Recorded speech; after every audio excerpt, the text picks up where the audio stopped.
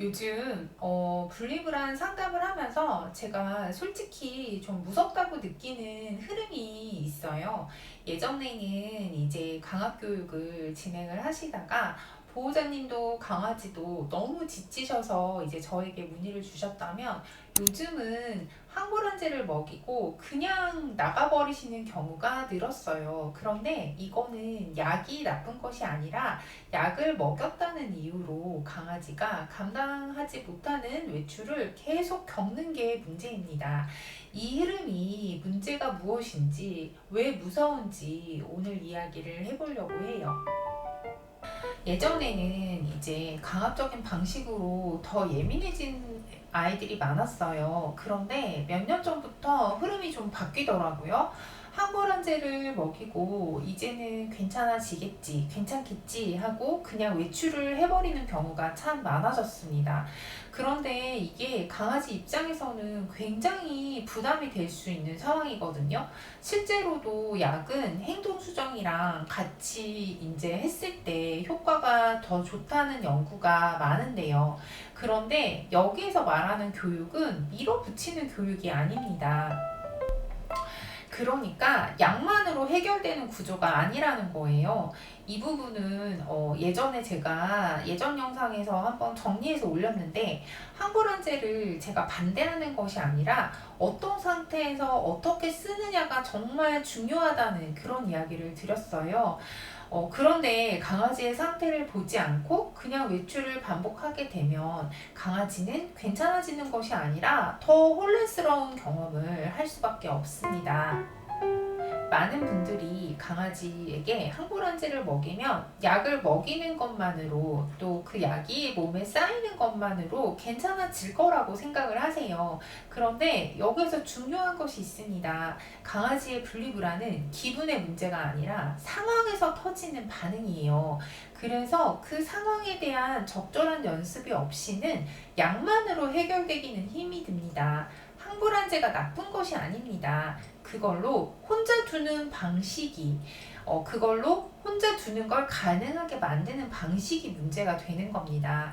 약은 확실하게 불안을 낮춰줄 수는 있어요. 그런데 그 상태에서 감당하지 못하는 시간을 계속 겪게 되면 괜찮아지는 경험이 아니라 다른 경험만 반복되게 되는 거예요. 그래서 강아지의 분리불안은 어떤 교육법을 아닌 것만큼 지금 강아지의 상태를 읽는 것이 정말 중요합니다. 그런데 이거를 보호자님 혼자 판단하기 쉽지 않아요. 실제로 기록을 열심히 하셨는데 그걸 해석하기 어려워서 저를 찾아오신 분들도 계세요. 저랑 같이 기록을 보고 있는데도 보호자님은 이게 이런 반응인 줄 몰랐어요, 이런 말씀을 주실 때가 정말 대부분이거든요. 그래서 매일 상태를 보고 그날에 맞게 강아지의 연습을 조정해야 합니다. 강아지가 그래야만 괜찮다는 것을 배울 수 있습니다. 저는 계속 말씀을 드리지만 항불안제를 반대하지 않아요. 교육을 진행을 하다가 정말 필요한 상황이면 강하게 말씀드리기도 합니다. 그런데 중요한 것은 약이 교육을 대신할 수는 없어요.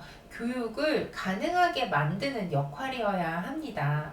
그리고 그 과정에서 강아지를 한계까지 밀어붙이는 방식이어서는 안 됩니다.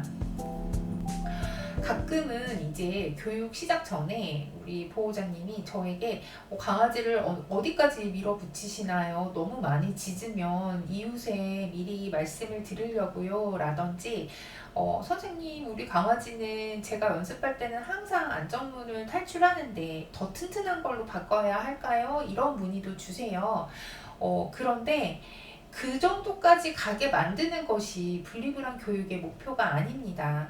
우리는 강아지가 무너진 다음에 수습하는 것이 아니라 그 전에 멈추고 다시 조정을 해야 합니다. 무너지기 전에 멈추고 괜찮은 상태를 반복해서 만들어가는 방식이에요.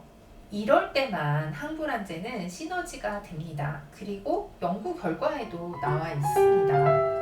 요즘 상담에서 제가 무섭다고 느끼는 이유는 강아지가 더 힘들어지는 방식으로 문제를 해결하려는 흐름이 점점 늘어나고 있기 때문이에요.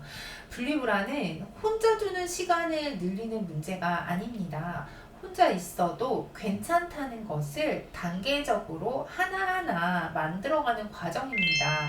그리고 그 전에 보호자님이 의도하지 않게 강아지가 힘들게 혼자 있으면서 흔들렸던 신뢰를 다시 쌓아가는 과정이에요. 그래서 저는 결국 분리불안 교육이야말로 신뢰를 다시 회복해가는 과정이라고 생각합니다. 이 영상이 끝나고 나면 예전에 제가 항불안제에 대해서 설명드렸던 영상이 링크가 올라갈 거예요. 그 영상 보시면서 참고해 주시면 좋을 것 같고요. 항불안제를 주시면서 겪었던 어려운 점들 댓글에 남겨주시면 제가 가능한 범위에서 답을 달아드리도록 하겠습니다. 오늘도 긴 영상 시청해 주셔서 감사합니다.